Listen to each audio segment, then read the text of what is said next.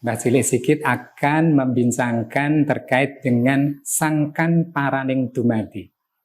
Saat dermo mampir ngombe istilahnya, saat dermo mampir minum saja. Dan ini yang membuat kemudian orang Jawa itu dipaksa oleh keadaan ini untuk terus-menerus eksplorasi.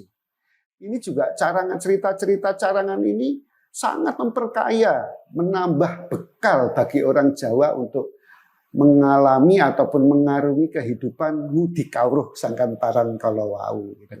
Itu tidak hanya menjadi konsumsi orang yang sudah senior ya, yang sudah tua, tapi layak untuk mulai dicermati oleh muda-muda kita, dinikmati oleh remaja-remaja kita. Ada hitungan-hitungan yang lain, misalnya ada 5 hari yang berikut pasaran, ada 7 hari yang berikut hari-hari yang biasa gitu.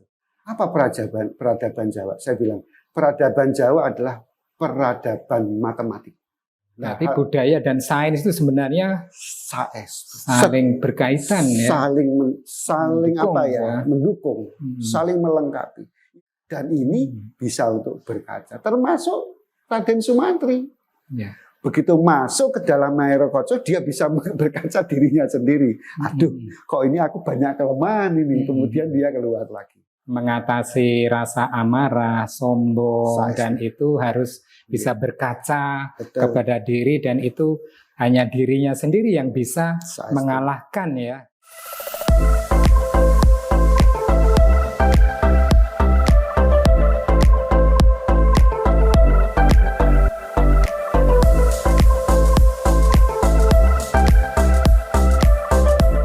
Selamat berjumpa kembali dengan Mbah Cilik Sigit dalam Hidangan Segar, hidup bermakna, sehat dan bugar.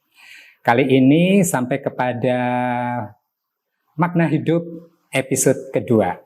Nah, dalam makna hidup episode kedua ini, Mbah Cilik Sigit akan membincangkan terkait dengan sangkan paraning dumadi, tinjauan wahyu dan kejawen. Nah, kali ini Mbah Cilik Sigit didampingi oleh Ki Herman Sinung Janutama. Nah, siapa beliau? Ini akan kita perkenalkan ya, karena ini cukup banyak ya. Ini Mbah Sigit merasa senang, bangga dapat ditemani oleh beliau. Nah, beliau ini pendidikan terakhirnya menempuh pendidikan di Fakultas MIPA UGM, jurusan Fisika Teori. Nah, sampai budaya ya nanti. Nah, tentunya beliau ini saat ini aktif sebagai dosen mata kuliah khusus di berbagai perguruan tinggi di Indonesia. Kemudian juga narasumber berbagai seminar budaya di Indonesia ya, dan juga di internasional. Kemudian, nah ini pekerjaan beliau itu adalah sebagai deputi pada Institute of Philosophy Falsatuna di Jakarta, kemudian peneliti senior pada Balai Kaji Sejarah Kebudayaan Islam di Nuswantara, ini posisinya di Jakarta, dan Komunitas Banyu Bening di Yogyakarta. Nah ini. Kemudian karya beliau yang lain adalah tentunya di sini adalah ada karya sinetron Gajah Mada di tahun 2014, sinetron Ken Arok di tahun 2015. Kemudian karya tulis beliau adalah Menemukan Tuhan dalam Teori Einstein, ya, Fisika Einstein, ini di tahun 2009. Kemudian Pisowanan Alit di tahun 2009 dan 2017. Kemudian Kasultanan Majapahit di tahun 2010 dan juga Majapahit Kerajaan Islam ini di tahun 2014. Nah, beliau ini mendapatkan penghargaan ya sebagai budayawan dan peneliti filsafat Jawa oleh beliau Sri Sultan Hamengkubuwono ke-10 serta dari Universitas Indonesia sebagai narasumber pada komunitas wayang Universitas Indonesia. Nah, tentunya tidak diragukan lagi bagaimana beliau adalah seorang budayawan yang banyak menggeluti di budaya, tentunya tidak asing di komunitas budaya, tetapi barangkali di teman-teman sahabat Mbah Cilik barangkali ada yang mungkin baru mengenal beliau, tapi mudah-mudahan nantinya seterusnya akan mengikuti jejak beliau. Ki Herman, selamat siang. Terima kasih sekali telah rawuh menemani saya. Saya senang sekali, bangga bisa ditemani Ki Herman. Kali ini kita kan membincangkan Sangkan Paraning Dumadi. Saestu. Ya, ini kita kan tujuannya itu adalah apa ya? Ingin supaya kita, teman-temannya Mbah Cilik ini, baik itu yang barangkali generasi tua maupun yang masih muda itu mengenal kembali. Bagi yang belum terlalu paham tentunya yang bukan di Jawa misalnya ya, tentunya yang di Jawa adalah merefresh apa ya, ilmu yang mungkin kayaknya sudah lama. Dan saya ingin tahu Sangkan Paraning Dumadi itu sampai saat ini gimana posisinya, dan kemudian dalam konteks kejawaan, kejawen, kira-kira bagaimana Ki Herman? Yang pertama saya merasa bangga sekali, merasa bahagia sekali, sakit nimbrung di dalam ini kancah dan suasananya Ki Cilik Sigit ini. Sebenarnya dalam hati saya bilang, diam-diam tetap dokter ini. Iya.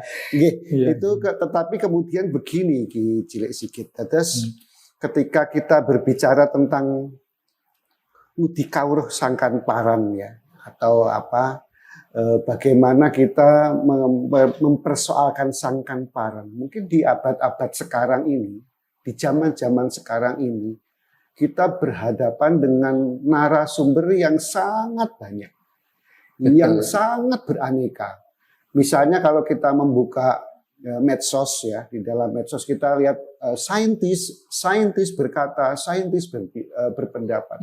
Itu memberikan semacam apa ya, semacam arah, semacam Sangkan Paran yang beraneka. Teorinya macam-macam ya. Betul, saya setuju. Nah, ini tentu saja ini membuat semacam apa ya, semacam pergerakan ya. Kalau dulu di zaman kami ini masih kita ini masih muda, mungkin begitu kita berbicara Udi Kawruh Sangkan Paran ataupun persoalan-persoalan Sangkan Paran, kita langsung apa ya, berhadapan dengan Gusti Allah dan juga berhadapan dengan Kanjeng Nabi kalau bagi yang Muslim gitu. Dan ini di zaman sekarang ini ada berhadapan dengan misalnya apa itu makhluk-makhluk angkasa luar, berhadapan dengan sains-sains yang tidak terduga, berhadapan dengan fisika-fisika yang sudah tidak bisa lagi terjangkau oleh pikiran manusia sekarang. Nah, itu kemudian membawa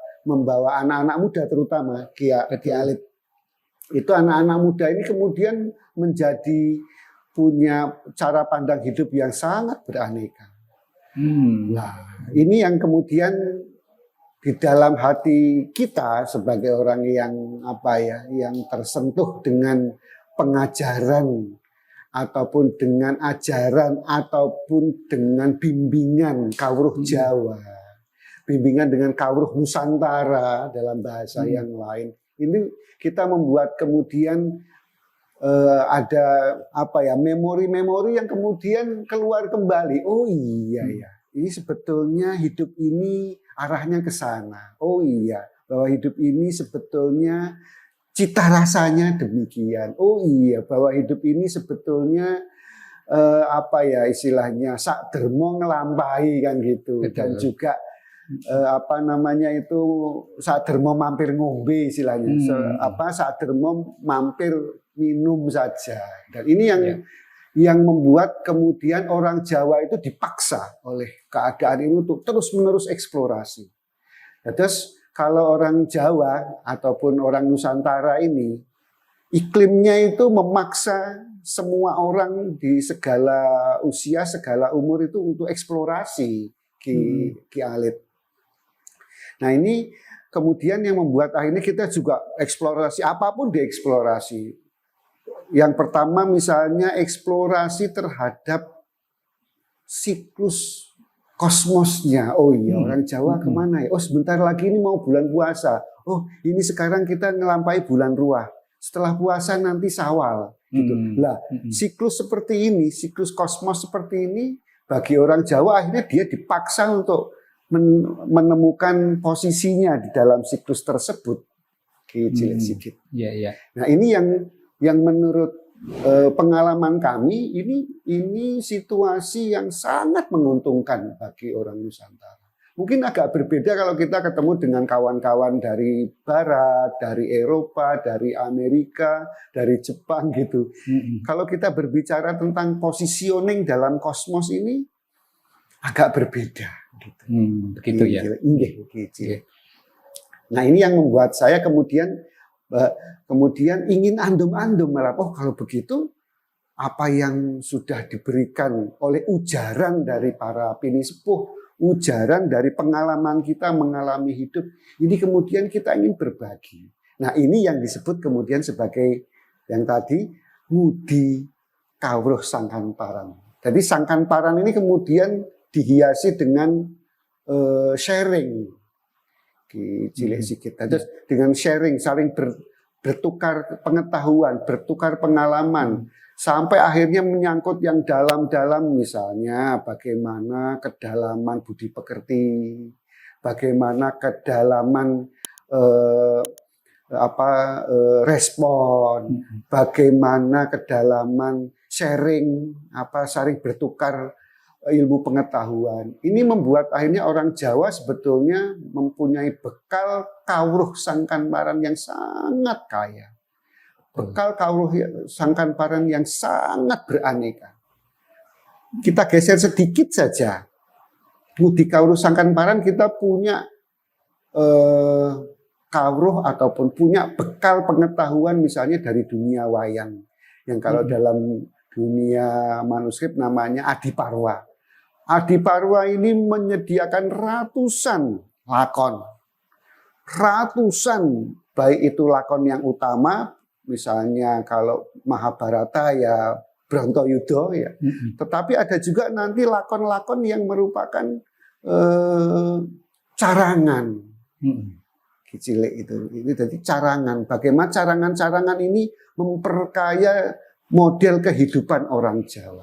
Betul. Carangan ini salah satunya misalnya carangan yang diciptakan oleh para wali Sunan Kalijogo misalnya, atau sunan-sunan yang lain, Sunan Bonang, ada Sunan Giri. Ini juga carangan, cerita-cerita carangan ini sangat memperkaya, menambah bekal bagi orang Jawa untuk mengalami ataupun mengarungi kehidupan ngudi kawruh sangkan paran kalawau. Gitu. Dan ini misalnya saja ada cerita carangan yang isinya Dewa Ruci misalnya.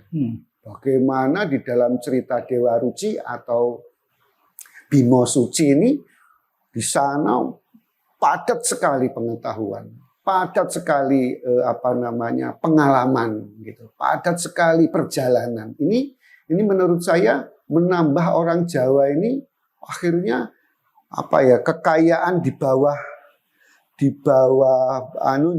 sadarnya, cilik itu.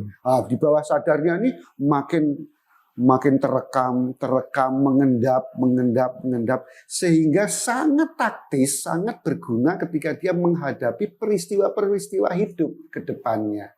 Nah, ini yang menurut saya ngudi kawruh ini, pengetahuan yang terendapkan berdasarkan cerita wayang, berdasarkan dongeng-dongeng para sesepuh, para leluhur, ini menurut saya memperkaya bagaimana kepiawaian orang Jawa ataupun orang Nusantara dalam menghadapi hidup. Tidak seperti sederek-sederek kita, nyuwun sewu, ini bukan berarti merendahkan beliau-beliau, enggak. Tetapi kita misalnya bertukar pengetahuan dengan sederek-sederek kita dari Eropa. Itu seringkali terjadi gap gitu. Ini ya. Bekal pengetahuan itu sangat jauh. Kalau pengetahuan rasional dan pengetahuan standar di universitas mungkin tidak ada persoalan. Tetapi begitu pengetahuan babagan hidup itu. Nah, ini yang kemudian sangat terasa bagaimana orang-orang Barat atau kawan-kawan kita dari berbagai peradaban itu kemudian terbelalak gitu. Loh, gitu ya, orang Jawa seperti itu ya, orang Jawa seperti itu. Nah, menika. Pengalaman ya. Jadi intinya cerita-cerita wayang sarangan dan sebagainya tadi kan mengajarkan yang intinya adalah cara mencari bekal-bekal ya, cara mencari bekal untuk menuju suatu paraning dumadi ya, mencapai suatu titik tertentu ya, dan itu sangat baik, dan itu tidak hanya menjadi konsumsi orang yang sudah senior ya, yang sudah tua, tapi layak untuk mulai dicermati oleh muda-muda kita, dinikmati oleh remaja kita gitu. Sehingga ibaratnya orang menabung.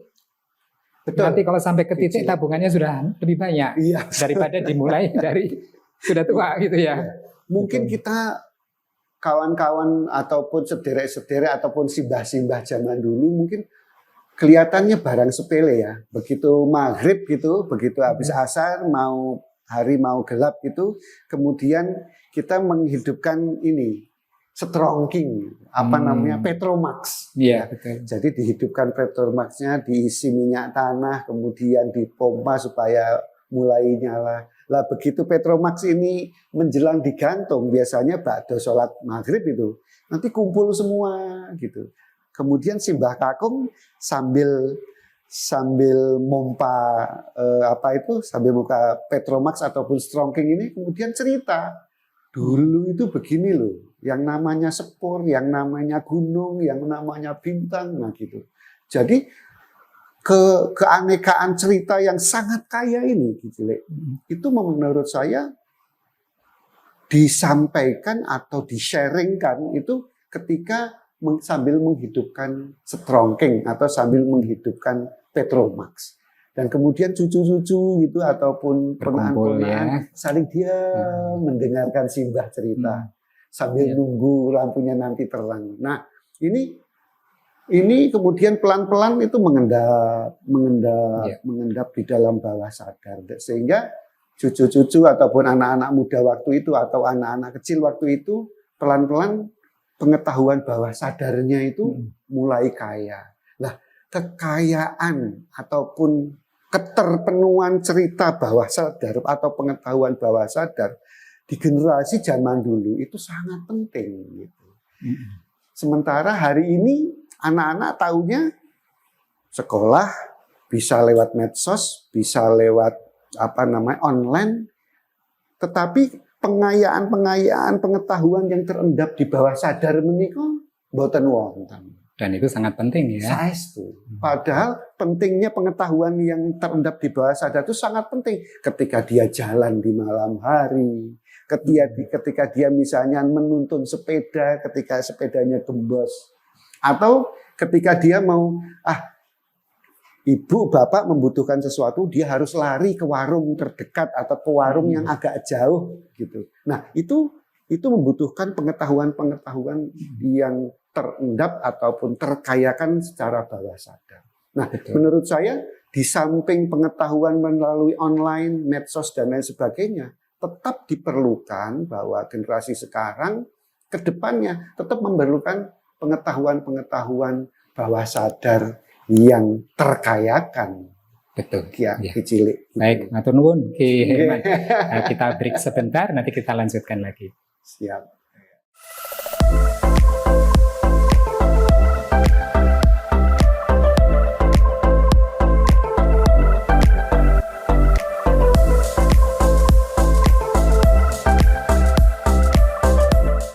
Ya, kita lanjutkan lagi perbincangan bersama Mbah Cilik Sigit dalam Hidangan Segar. Baik, gini Ki Herman, kita melihat kalau penciptaan alam ya menurut sains ya, tadi juga nyangkut sains, konon bahwa alam semesta ini tercipta itu sekitar 13 sampai 15 miliar tahun yang lalu ya, melalui diawali oleh suatu kejadian yaitu dentuman besar atau Big Bang ya, waktu itu yang itu sebagai salah satu teori ya yang sampai saat ini tetap dianut. Maka kemudian alam semesta itu mengembang ya sampai Saestu, sekarang mengembang nggih. semakin luas, ya. Dan pada tahap tertentu dan di alam semesta tadi kan dari berbagai berjuta atau bermiliar galaksi gitu ya. Bintangnya itu kalau nggak salah ada 200 miliar bintang. Dan matahari kita adalah salah satu bintang itu. Dan bumi itu dicipta menurut sains ini adalah sekitar 4,5 miliar tahun yang lalu. Nah ini kan kalau kita bicara masalah penciptaan alam semesta berdasar dari kajian-kajian sains. Nah, selain kajian sains yang itu dari manusia dengan berbagai ilmu yang tentunya ilmu itu juga diberikan oleh Yang Maha Kuasa, ya. Tentu ada wahyu, ya, ada wahyu. Nah, sangkan paraning dumadi. Kalau menurut wahyu, bagaimana Ki Herman? Kemudian kita itu menuju kemana sih hidup ini, ya? Terus bekal apa yang harus dilakukan supaya menuju kemana itu bisa lancar diterima, ya? Kalau orang Islam tujuan hidup itu katanya naik surga, nggak mau naik atau turun kan neraka, ya?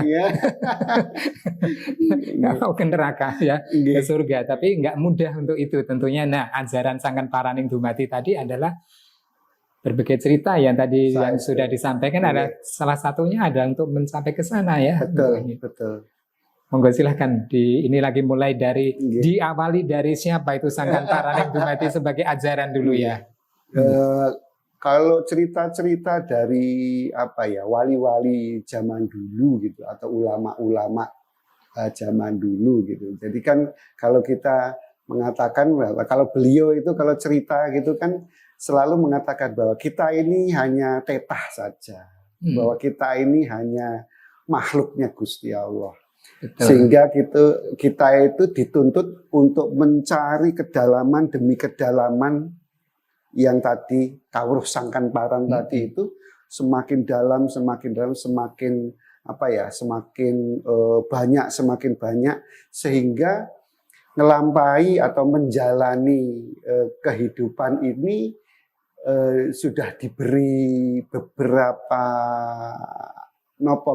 Ki cilik sedikit aja beberapa ancer-ancer, ya, betul. Misalnya begini, yang zaman dulu itu bicara begini. Oh, nanti kita itu akan mengalami bahwa bintang-bintang di angkasa itu ada 32. Nah, lajeng di samping itu, oh ya nanti hitungan hitungan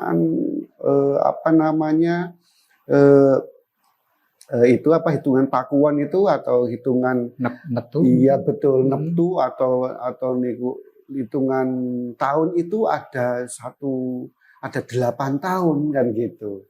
Oh ya ada 8 tahun. Kemudian kita juga diberi indikator-indikator oleh eyang-eyang itu bahwa ini semua bahwa ada hitungan-hitungan yang lain. Misalnya ada 5 hari yang berikut pasaran, ada 7 hari yang berikut hari-hari yang biasa gitu. Nah, kemongko kalau kita lanjutkan KPK antara bilangan 5 dengan bilangan 7 itu nanti ketemunya 35. Betul. Ketemu 35 ini berarti kita sejak awal oleh para eyang itu diletakkan pada basic matematika. Oh iya ya 5 ketemu pitu, yang ini pasaran, yang ini dinan, ketemunya nanti 35. 35 ini dalam hitungan orang Jawa, oh iya ini 35 basicnya. Setelah itu ada hitungan tahun, ada hitungan 8 tahun satu windu, ada 32 bintang-bintang. Kemudian juga ada lagi kayak galunggung, kemudian kayak hitungan-hitungan di dalam mongso itu semuanya ada. Dan ini menunjukkan bahwa betapa hebatnya warisan dari nenek moyang kita, kakek moyang kita secara saintifik tetapi dengan menggunakan bahasa yang agak berbeda gitu. Gitu Ki Cilik. Jadi menggunakan bahasa berbeda dan hitungan-hitungan itu begitu rigid sehingga orang Jawa ataupun kebudayaan Jawa ataupun peradaban Nusantara terbiasa dengan petung. Petung ini kalau kita uraikan, petung ini ya hitungan, berarti ya matematika kan gitu. Saya pernah ditanya ketika mengajar di Pusat Studi Kebudayaan Universitas Gadjah Mada. Waktu itu kita mengadakan kelas Jawa nih, Kicil. Itu, sebetulnya boleh nggak saya minta satu kalimat aja tentang peradaban Jawa? Oh iya, saya bilang gitu. Apa peradaban Jawa? Saya bilang peradaban Jawa adalah peradaban matematik. Peradaban Jawa adalah, dengan kata lain misalnya, bisa dikatakan peradaban matematik. Bisa juga dengan peradaban yang merupakan memperhitungkan interaksi antar himpunan. Himpunan 5 berinteraksi dengan himpunan 7, berinteraksi dengan bulan yang misalnya 12 dalam 1 tahun, atau 30 hari dalam 1 bulan. Itu di dalam siklus pengetahuan kosmologis di dalam peradaban Jawa ini sangat rigid. Satu hal lagi yang misalnya menarik sekali. Kalau kita bicara dalam matematika kan ada bilangan Pascal misalnya. Kemudian adalah bilangan Fibonacci, ada lagi misalnya itu golden rate itu yang untuk mengapa kok alam berbentuk spiral kayak begitu. Iya itu. Nah, ini ada lagi satu hal yang menarik. Ada bilangan Ali namanya. Jadi ini terkait dengan sahabat ataupun mantunya Kanjeng Nabi Muhammad SAW, itu yang bernama Ali. Jadi suatu ketika Baginda Ali itu ditanya oleh beberapa ilmuwan sejak zamannya Pitagoras. Itu ini tradisi keilmuan matematis ini kemudian bertemu dengan Sayyidina Ali waktu itu. Terus ditanya oleh ilmuwan-ilmuwan ini, kurang lebih itu berkisar antara sekian puluh para ilmuwan waktu saintis atau matematisi waktu itu. Ditanya, ya Ali, apakah ada bilangan yang dibagi dengan angka berapapun dia habis? Mau ganjil, mau prima, mau genap, dia pasti habis. Jawabannya Sayyidina Ali itu menarik menurut saya. Karena ini membuka kunci petung bagi jagat raya. Kemudian Imam Ali bilang begini, oke, kalau kamu mau mengetahui bilangan itu jumlah hari dalam satu jumlah hari dalam 1 minggu, oh iya 7, kalikan dengan jumlah hari dalam 1 bulan, itu kalikan 30, dan kemudian dikalikan dengan jumlah bulan dalam 1 tahun. Ada 12. Ketika dikali, maka kemudian ketemu bilangan yang 2420. Jadi 2420. 2420 ini 2420 itu dibagi dengan bilangan berapapun habis. Nah, itu sampai ada beberapa ilmuwan yang menyebutkannya itu adalah bilangan Ali, 2420. Nah, bilangan Ali ini kemudian membuka hitungan-hitungan untuk menghitung hari, menghitung dina, yang tadi pasaran 5, hari jumlahnya 7, bulan jumlahnya 12, kemudian hari dalam 1 bulan jumlahnya 30. Ini akhirnya terbuka hitungan-hitungan terhadap musim di jagat raya ini. Jadi di jagat raya ini bagaimanapun ada 4 musim. Cuma 4 musim ini kan kita kalau di Nusantara ini karena pas di ekuator dia jadi 4. Dia jadi 2. Jadi yang satu ketiga, yang satu rendeng gitu aja. Tetapi kalau kita pilah lagi sebetulnya dia 4. Jadi ada ketiga ketika panas-panasnya tetapi mulai sejuk. Ada lagi nanti rendeng yang terus-terusnya kemudian mulai jarang hujannya. Jadi memang seperti itu. Kalau kita ikuti yang kita naik ke subtropis, kita akan menemukan ada musim salju, ada musim gugur, ada musim panas, ada musim sejuk kan gitu. Nah ini 4 model ini kemudian lahir dari bilangan-bilangan tadi itu yang kami katakan sebagai bilangan Ali ya dalam matematika. Dan ini membuat akhirnya ketika dibawa ke Nusantara, dan Nusantara ini loh, orang Jawa ini loh, Ki Cilik, itu kan tinggalnya di ekuator nih. Jadi pas ukuran ke utara, ukuran ke selatan pas. Bahkan mengukur waktu-waktu sholat aja kalau pas di ekuator ini pas. Beda kalau dibawa ke dekat kutub gitu ya. Iya, beda sekali. Nah itu yang membuat akhirnya tradisi peradaban kita di Nusantara ini sangat rigid dalam menghitung matahari. Seperti misalnya matahari setengah tahun itu 4 derajat di utara, nanti matahari setengah tahun 4 derajat di selatan ekuator. Dan itu mempengaruhi bagaimana gerak musim dan gerak cuaca. Itulah sebab makanya leluhur kita selalu mengatakan semuanya ini ada petungnya ini kan gitu. Ini nggak pas ini kan gitu misalnya. Nah, tapi budaya dan sains itu sebenarnya saling berkaitan ya. Saling mendukung, saling melengkapi. Itu kalau kita berbicara tentang peradaban Nusantara atau peradaban Tanah Jawi atau peradaban kita yang hidup di Tanah Jawi sebagai Muslim. Gitu. Jadi kita punya ketepatan waktu sholat, ketepatan tanggal 1, misalnya besok mau masuk 1 puasa, kita sudah punya hitungan-hitungan yang sudah ribuan tahun, sudah kurang lebih 900 tahun lebih untuk punya kebiasaan menentukan tanggal. Dan ini adalah disiplin kosmis. Dan itu yang pernah saya pernah disebut oleh orang-orang kawan-kawan Eropa itu, sederek-sederek di Eropa. Wah, orang Jawa itu memang manusia kosmis gitu. Betul. Itu yang membuat kita akhirnya, kita selalu punya disiplin kosmis gitu. Ya. Sama ini Ki Herman. Terkait kejawen ya.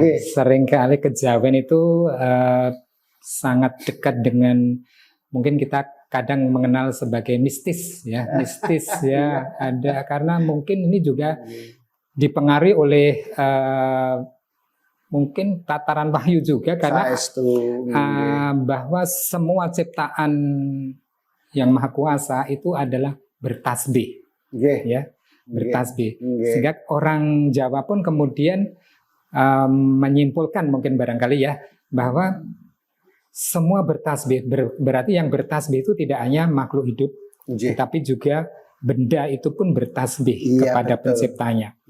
Dan semua yang bertasbih itu pasti berjiwa. Sehingga sangat dipahami bahwa orang Jawa itu dalam konteks kejawen itu sangat menghargai semuanya, tidak hanya makhluk hidup, tetapi juga makhluk yang lain termasuk benda mati ya. Tapi itu seringkali juga disalah tafsirkan ya barangkali ya oleh kemudian kita disangkakan menyaingi Tuhan atau apa ya mungkin ya barangkali ya. Nah itu gimana, ada cerita di seputar itu? Betul. Jadi bahwa kita selalu dikatakan oleh eyang-eyang zaman dulu itu kan bagaimanapun kalau kamu berjalan di atas tanah ya kamu uluk salam, sekalipun tanah itu kan benda mati atau dia bukan makhluk hidup tapi dia makhluk mati. Kemudian kalau kamu ketemu batu misalnya ya kamu uluk salam supaya batunya itu tidak nyiriakani kan gitu. Nah memang dalam hal ini kalau di dalam peradaban Jawa makin lama akhirnya benda-benda mati ini, benda-benda yang bukan makhluk hidup ini, atau sekarang bisa disebut logam atau mineral. Tetapi kalau zaman dulu disebutnya ya barang mati istilahnya begitu. Nah akhirnya coba untuk diolah, misalnya ketika orang Jawa punya sendang, punya umbul, punya sungai. Air yang merupakan benda mati ini kemudian oleh orang Jawa diteliti karakternya. Oh, kalau kamu sakit gatel, sana aja di umbul sana. Gitu. Kalau kamu sakitnya ke jantung, di umbul sebelah sana. Kalau kamu sakitnya pusing, banyak di dalam tubuhmu terasa sakit, oh di umbul yang sebelah sana. Ini ternyata akhirnya kalau sekarang di Cilik itu, jadi air-air ini ada hidrologinya. Jadi harus diperiksa dulu. Air misalnya di umbul tingkat keasaman atau apa ya mungkin ya. Iya, jadi diperiksa dulu kalau gitu. Sekarang ini kandungan mineralnya, kandungan keasamannya, pH-nya gitu. Nah, zaman dulu juga begitu. Kamu misalnya ini cerita lama lah. Cerita lama misalnya ada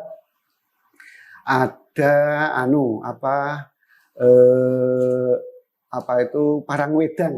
Kalau di selatan ya, di dekat Parangtritis itu ada Parangwedang. Parangwedang itu airnya panas. Ya. Kemudian kalau kita sakit gatal, kita berendam di sana, kemudian untuk sekian menit, tidak boleh terlalu lama, baru setelah itu makin lama kita 3 kali, 4 kali, 5 kali, akhirnya sembuh. Oke. Tetapi begitu air itu untuk minum tidak boleh. Oh, jangan minum Parangwedang, mau minum di Parangendok.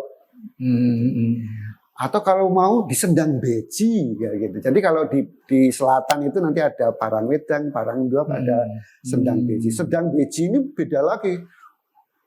Semua orang ambil di sana untuk minum di rumah. Karena memang ternyata kekayaan mineralnya sangat kaya. Tetapi dia kandungan asamnya dia normal di 7. Sementara kalau yang tadi Parangwedang tadi untuk rendam itu kandungannya basa. Jadi dia cenderung berkarakter kebasa kalau sekarang. Nah ini yang membuat akhirnya ulama-ulama atau yang zaman dulu itu punya disiplin yang sangat rigid untuk hati-hati jangan ke sendang yang sana. Gitu. Pernah saya punya kawan karena dia sangat semangat untuk untuk kungkum, untuk bergerak di air, dia akhirnya meninggal karena jantungnya nggak kuat. Ternyata keliru dalam mengukur kandungan mineral dari sendang yang dimaksud. Baik. Gitu Cilik. Jadi betul ya. Jadi ya oke. Terima kasih sekali Pak Herman bahwa kita sudah sedikit ngonsei terkait Sangkan Paraning Sumati, terutama dalam konteks bagaimana kita mewarnai hidup kita ini ya. Baik, kita break sebentar, kita akan lanjutkan lagi nanti. Siap.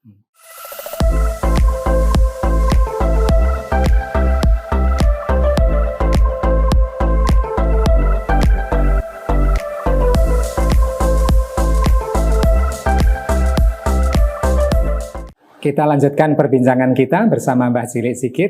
Ya. Ki Herman, saya ingat cerita wayang Sumantri Ngenger. Ya. Jadi di kisah itu Sumantri tentunya dibantu oleh Sukosrono adiknya bisa menurunkan, membawa Taman Mairokoco dari kahyangan ke dunia ya. Di samping itu sebelumnya juga Sumantri berhasil memboyong putri sebagai permintaan Raja Harjuno Sosrobahu dan itu bisa dipenuhi. Nah, saya menyimpulkan bahwa ini sebenarnya cerita yang sangat afektif ya. Artinya tujuan manusia untuk diterima Tuhannya kelak itu harus ada syarat. Harus menyenangkan Tuhannya dan harus berkarya, memiliki karya apapun sebagai apa, entah itu namanya petani, pedagang, pegawai dan sebagainya ya. Ini bagaimana? Nah, kemudian ada ini musuh orang itu adalah karena kemungkinan akan tidak diterima nanti kalau menghadap Tuhannya ya. Jadi kesombongan, rasa dengki, dan rasa marah ya. Nah ini bagaimana mengatasi, mungkin di antara kita ada yang memiliki atau sedang terbelenggu oleh kondisi seperti itu, karena itu mungkin sesuatu yang harus bisa diatasi ya. Ya. Bagaimana Ki Herman ya? Iya. Ini memang menurut saya luar biasa. Ki Cilik Sigit ini luar biasa menurut saya. Bagaimana kok kita dengan satu pendekatan tertentu kita membahas tentang Herjuno Sosrobahu ya. Yeah. Dan ini menurut saya juga bagaimana ketika itu kerajaan atau kesultanan ataupun negerinya dari Sang Prabu Harjuno Sosrobahu ini akan menggelar satu peradaban di negerinya. Kemudian beliau salah satunya menuntut karya dari warganya. Dan yang menyambut ajakan dari Raja Herjuno Sosrobahu ini adalah salah satunya adalah Sumantri, kan, Raden Sumantri. Raden Sumantri kemudian dengan satu persiapan dari kecil, beliau dengan kalau bahasa sekarang mungkin high skill gitu. Yeah. Mencari ilmu lah ya. Beliau selalu mendidik dirinya lewat orang tuanya, lewat lingkungannya, akhirnya kemudian ikut meramaikan gelaran peradaban di kerajaannya Prabu Herjuno Sosrobahu. Dan ini menurut saya luar biasa. Dan alamnya waktu itu atau orang tuanya waktu itu sudah menyadari bahwa Sang Sumantri ini harus didampingi oleh adiknya, yaitu adalah Sukosrono. Kalau kita lihat dari lazimnya orang, itu orang selalu inginnya kira-kira malah bersaing antara kakak dengan adik ini. Wow, nanti kakaknya kalah, nanti adiknya kalah, kakaknya, dan gitu. Nah, menurut saya yang perlu kita kagumi adalah bagaimana sang adik, yaitu Sang Sukosrono itu dari namanya aja sudah luar biasa. Sukosrono, sang adik Buto Bajang ini suka menjadi sarana bagi terwujudnya cita-cita, baik itu cita-citanya Prabu Herjuno Sosrobahu maupun Raden Sumantri. Sehingga ketika waktu itu kata Prabu misalnya, ini negeri membutuhkan taman gitu.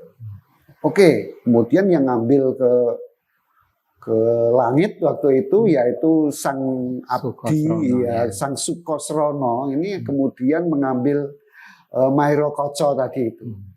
Nah, kemudian ditaruh menjadi bagian dari keprabon waktu itu atau bagian dari peradaban waktu itu dari Raja Herjuno Sosrobahu waktu itu. Begitu digelar, tetap saja itu adalah swarganya adalah atau tamannya adalah Mairokoco. Kalau kita lihat Mairokoco ini saja, jadi begitu seseorang atau hamba Allah itu masuk ke dalam Mairokoco, dia akan berhadapan dengan dirinya sendiri. Jadi surga ataupun taman Mairokoco ini tempat memeriksa keadaan dirinya sendiri. Apakah dia sedang dalam amarah, ataukah dia sedang dalam luamah, ataukah dia sedang dalam amarah, luamah, supia, ataukah dia sebetulnya sudah mutmainnah.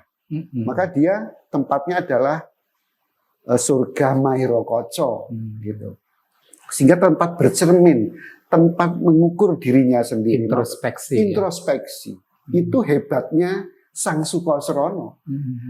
Kan Raden Sumantri jelas-jelas tidak mungkin bisa menggapai surga Mairokoco ini, tetapi adiknya Sang Sukosrono itu yang mampu menurunkan swarga dari langit turunkan ke bumi waktu itu sehingga menjadi Mairokoco.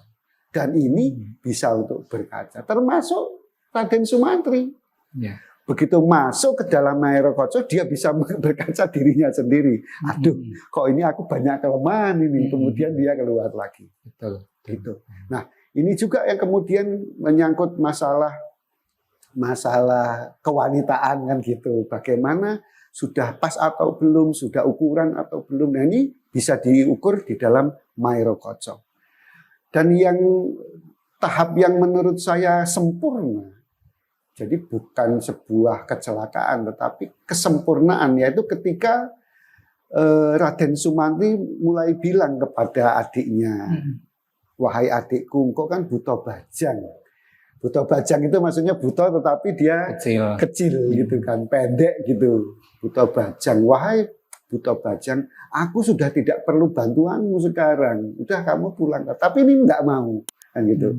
Sang Sukosrono ini enggak mau. Enggak. Bahkan ini agak celat kan gitu. Sang Sukosrono ini kan gitu. Atu elu maksudnya aku ikut. Iya. Atu elu kakang, atu elu kan gitu.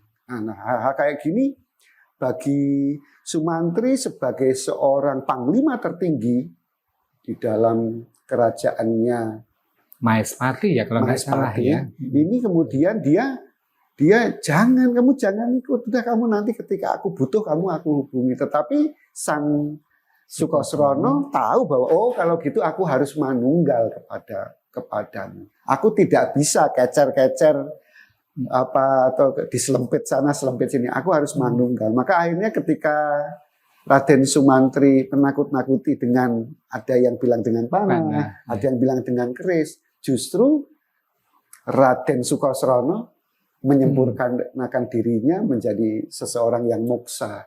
Kemudian begitu moksa dia manunggal dengan kakaknya yaitu Raden Sumantri. Sehingga sebetulnya Sang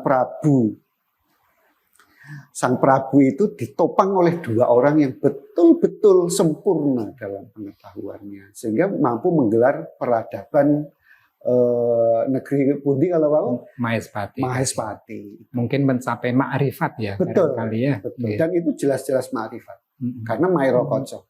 Jadi dia di level amarah, luamah, supiah atau mutmainah. Nah, ini hanya bisa dilihat kalau dia masuk ke dalam surga Mairo Koco. Gitu. Pak Cilik Sikit. Ya. Jadi mengatasi rasa amarah, sombong, dan itu harus bisa berkaca kepada diri, dan itu hanya dirinya sendiri yang bisa mengalahkan ya. Dan Sang Prabu Arjuna Sosrobau tidak bisa berbuat apapun. Yang bisa menggelar semuanya ini ya cuma dua kakak beradik itu, yaitu Raden Sumantri dengan Raden Sukosrono. Maka Sang Prabu kemudian menjaga jarak kan. Beliau istilahnya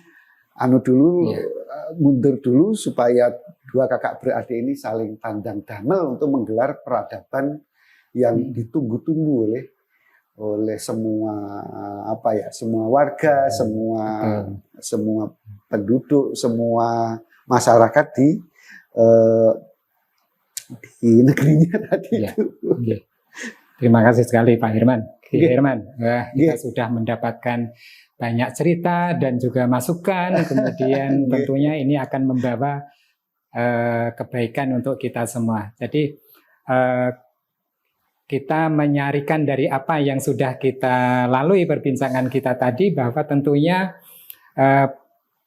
teori dari Barat mungkin menyampaikan bahwa dunia ini tercipta dengan begitu saja. Tidak ada konteks Tuhan, tapi tercipta begitu saja. Tetapi kita sebagai orang yang beragama itu meyakini bahwa keberadaan alam semesta ini adalah berasal dari Tuhan dan Tuhan kita adalah Allah Subhanahu wa Ta'ala. Dan kepada Tuhanlah kita akan kembali. Nah, dalam perjalanan menuju kembali ini kita dituntut untuk berkarya, kemudian bagaimana bisa mentaati ataupun mewujudkan apa yang diperintahkan kepada kita dalam berkebudayaan yang baik tentunya, yang bisa melindungi sesama makhluk Tuhan, entah itu makhluk hidup itu adalah manusia, hewan, atau tumbuh-tumbuhan, dan bahkan juga benda-benda. Jadi kita diminta untuk tidak merusak alam, karena alam ini adalah memang disediakan untuk manusia untuk dikelola sebaik-baiknya, dan apa yang kita kerjakan dengan sebaik-baiknya itu insya Allah bisa membawa kita menuju tujuan kita yang sebenarnya. Ilmu, pekerjaan itu adalah hanyalah sarana, maka sarana itu harus kita wujudkan dengan sebaik-baiknya agar kita tidak salah dalam setiap langkah kita.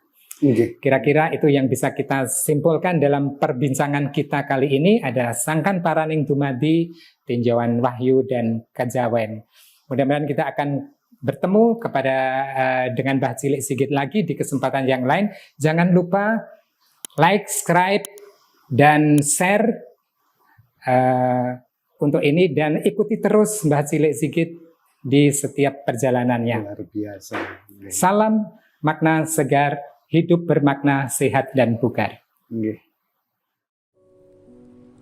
Simfoni Orkestra Alam Semesta dan Kehidupan.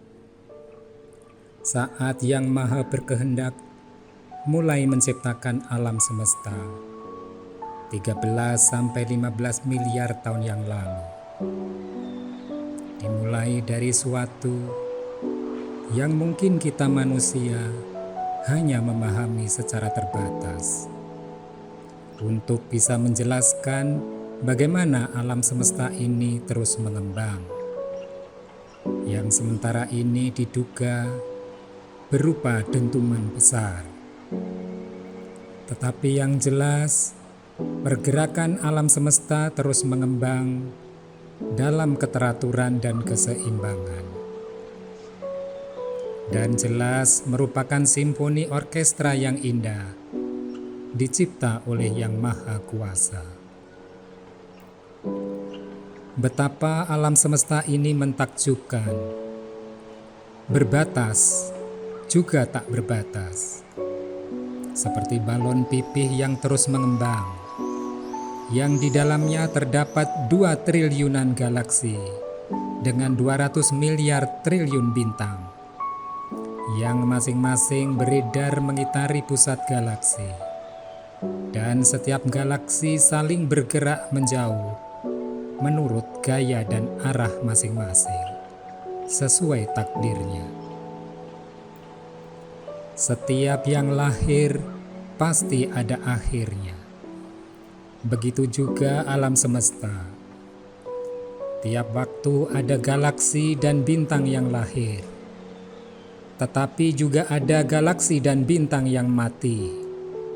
Demikian seterusnya, entah sampai kapan. Tata surya dan bumi sendiri lahir 4,5 miliar tahun yang lalu.